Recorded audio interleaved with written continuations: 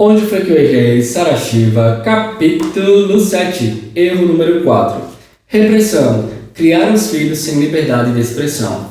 Segundo o dicionário, a palavra reprimir significa suster a ação ou movimento de algo ou alguém, conter, sofrear, assustar, moderar, coibir, proibir por meio de castigo, oprimir, castigar, refrear. Já a palavra oprimir significa causar opressão, sobrecarregar com peso, apertar, comprimir muito, afligir, violentar, tiranizar, vestar com tirania, subjugar, dominar e por aí vai.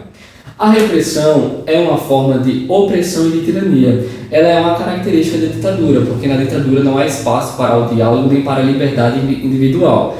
Pais que agem dessa forma repressora são pais que têm medo de perder a autoridade. Como nós vimos no capítulo 2, muitas vezes os pais cometem erro por conta desse medo, o de perder a autoridade. Mal sabem eles que quando eles se tornam ditadores, os filhos eles se tornam rebeldes. E aqui a Sara vai falar sobre a necessidade dos pais dar para os filhos o espaço onde eles possam ser eles.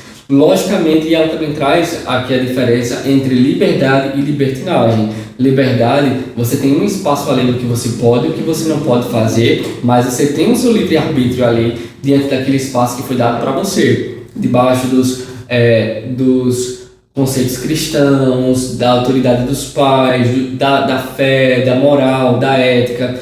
Já a libertinagem é quando você não tem responsabilidade sobre nada que você faz. Em nenhum momento aqui ela fala sobre você dar para os seus filhos o espaço para eles serem libertinos. Não, mas para eles terem liberdade, terem voz, poderem falar e serem abertos com você e eles terem um caminho de acesso aos pais. E não só um local fechado, porque eles já sabem, mesmo antes de falarem, que eles serão reprimidos.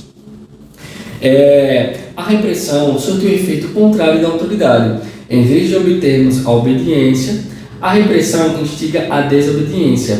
Ela é a alternativa mais usada pelos pais que não têm a confiança nem a cumplicidade dos filhos. Aí o que acontece? O pai espera dos filhos a obediência e recebe o quê? A rebeldia. Porque lá na frente, quando esse filho sair do domínio dos pais, eles vão fazer tudo o contrário. Até mesmo eles dentro de casa. Tem uns que têm um temperamento mais forte, eles vão ali, bater de frente, vão se opor aos pais. E nisso, nem ganha o filho, nem ganha o pai, todo mundo sai perdendo. Esses pais ainda não aprenderam que a liberdade de expressão é um grande segredo da autoridade. Porque quando você tem ali os seus filhos e eles sabem que eles podem se abrir com você, que eles podem falar com você abertamente o que eles pensam, o que eles sentem, que eles não serão reprimidos, você tem acesso ao coração do seu filho. Então é muito mais fácil você exercer autoridade sobre aquilo que está aberto para você, que no caso é o coração deles, do que você tentar ser um ditador, que no final das contas o seu filho ele vai ali obedecer por medo, ou porque ele não tem outra opção, não tem para onde ir, e no final das contas, lá quando ele puder, ele vai se rebelar. Então é muito importante os pais saberem que a autoridade ela é algo que é conquistado, não é algo que é imposto. Se você precisa impor a sua autoridade, é muito provável que você esteja trilhando o caminho da ditadura.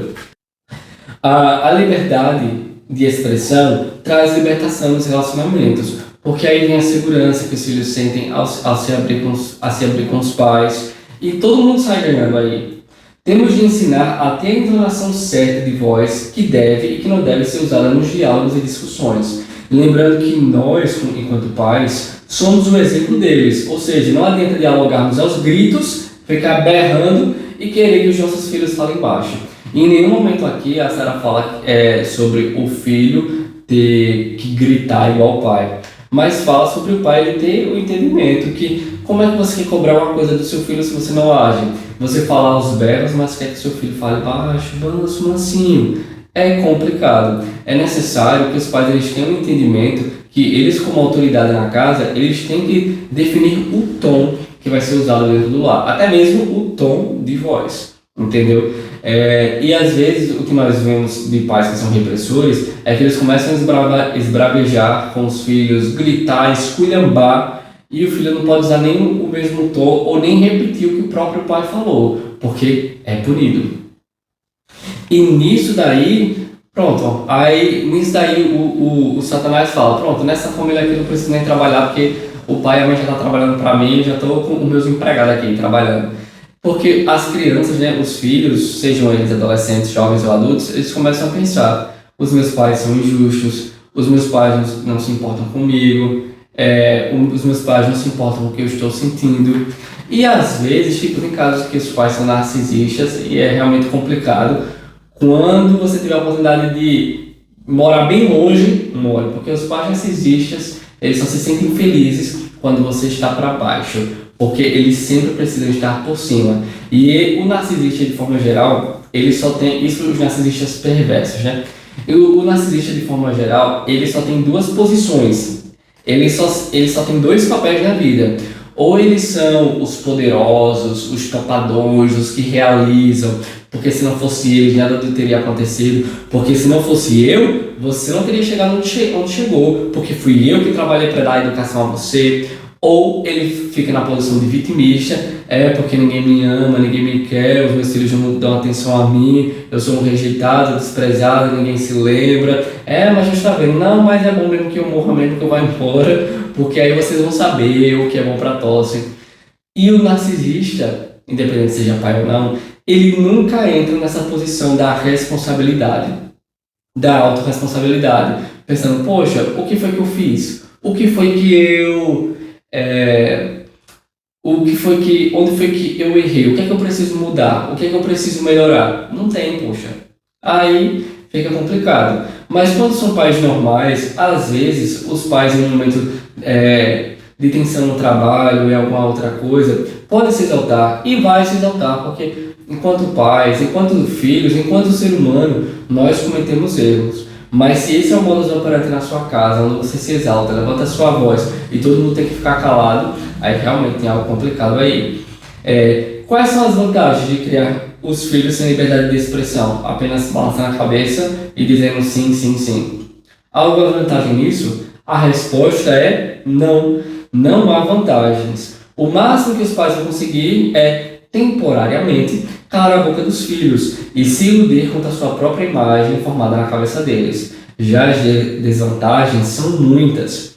Dentre elas, as piores são a perda de admiração, a perda da confiança e, futuramente, a perda da companhia dos filhos.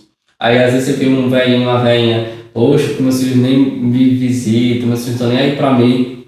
Você não sabe o que aconteceu lá no passado. Podem ser filhos ingratos? Logicamente. Mas pode ser pais que agiram dessa forma? Com certeza também. Filhos que são reprimidos por seus pais na infância e na adolescência, quando se tornam adultos, não têm prazer de estar com os pais. Porque quando estão com os pais, estão sendo sempre colocados para baixo, sendo culpados, chamando a responsabilidade de coisas que eles não são responsáveis, e por aí vai. E se nós então quisermos ter essa colheita de ter os nossos filhos perto da gente, nós precisamos plantar. A repressão não muda o pensamento dos filhos sobre nós, não melhora a nossa imagem, só piora. Os filhos têm esse direito, o direito de pensar o que bem quiserem, e não há nada que nós possamos fazer para fazer com que eles não pensem, porque eles vão pensar bem ou mal, de acordo com o que eles virem da gente. Eles podem passar por alguma situação, onde eles podem ter uma visão deturpada por conta de alguma situação, mas no geralzão, os filhos, eles leem a gente como um dos capítulos que nós vimos, um dos erros que os pais cometem, ter uma vida dupla, uma vida em casa e outra vida fora. Não casa, não vai dar certo. Então os filhos, eles conhecem muito mais a gente do que o pessoal de fora. E essa visão, e a visão que os filhos têm em relação a gente, é muito mais acurada, muito mais precisa do que as pessoas de fora, porque eles estão ali nos vendo todos os dias a nossa versão nua e crua.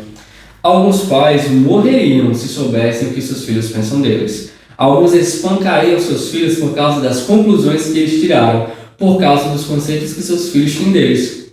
E eu me pergunto, que culpa eles têm se nós agimos de maneira ridícula e incoerente, totalmente contrária à maneira de Jesus Cristo? Que culpa eles têm de tirar as suas próprias conclusões?